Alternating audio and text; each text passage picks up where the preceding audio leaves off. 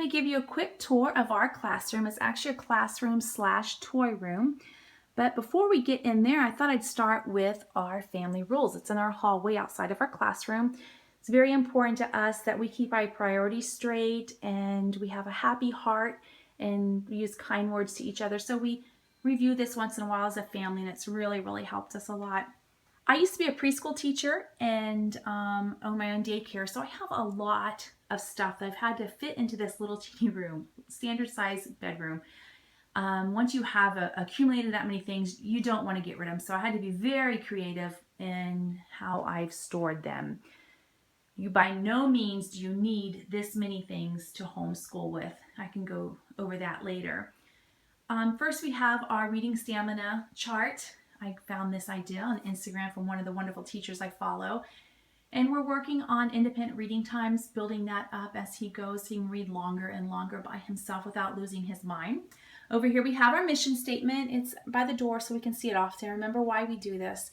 It's to invite God into our classroom every day, be patient with one another, work hard with integrity, be kind and thoughtful, make each other proud, be silly and laugh often. Here's our wonderful chalkboard I love. I'm so proud of it. $20 at a garage sale. Cannot beat that. We use it for so many things. Here's our bulletin board area. I change our bulletin board once a month to go with the theme of what we're learning or a holiday. And currently we're learning U.S. capitals and geography, and we've been having a lot of fun with that. So that's what our bulletin board is this month. Over here, standard storage, markers, pencils, crayons, chalk, letter tiles for spelling. One of my favorite tips I tell moms, especially with little boys, is use walkie-talkies, fake phones, act like you're a spy, be silly when you do school. We talk in the walkie-talkie a lot. I'll hide in the other room. He'll read to me through the walkie-talkie or read to me his sight words. So much fun. The animals we do for a lot of reenacting, of course, alligator for greater than, less than. On our bulletin board is our Florida State Standards.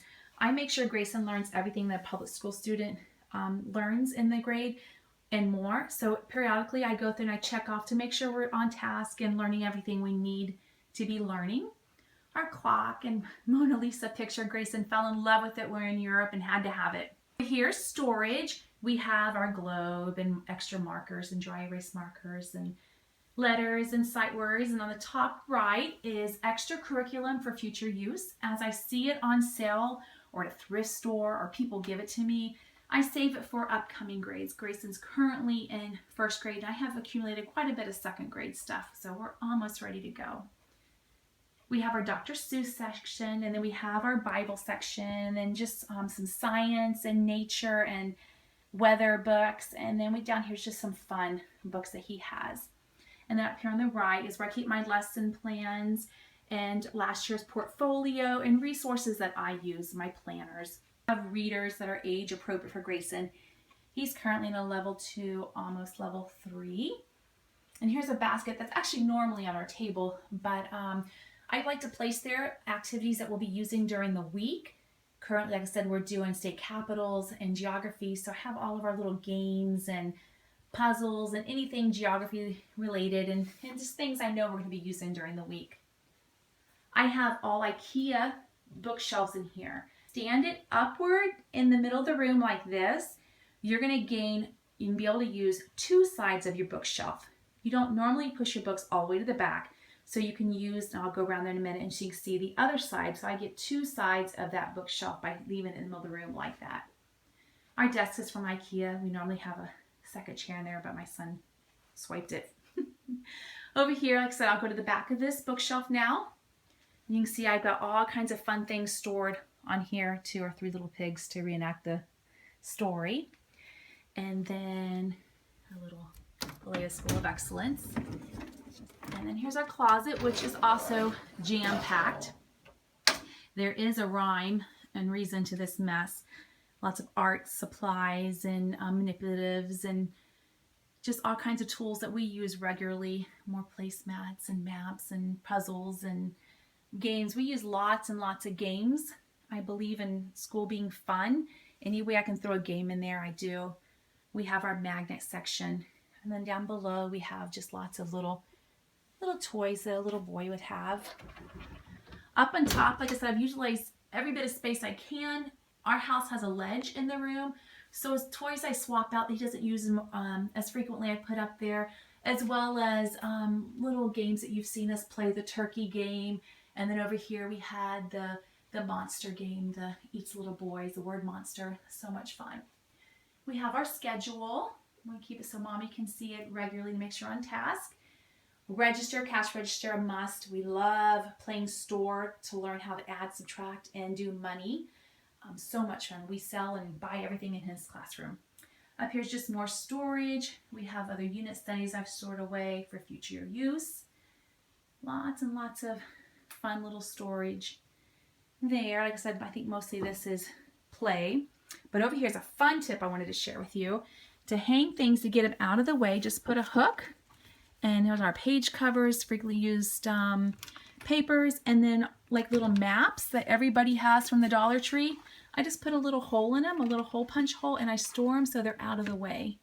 And they're not hidden. They're out where I can see them and be able to use them all the time. Extra little curriculum over there. And then here is where our main hub is. This is where our workbox is. Every subject, I have the books laid out in there, and I have the pages marked each day for him to do. And the workbook that he uses that day is going to be on top.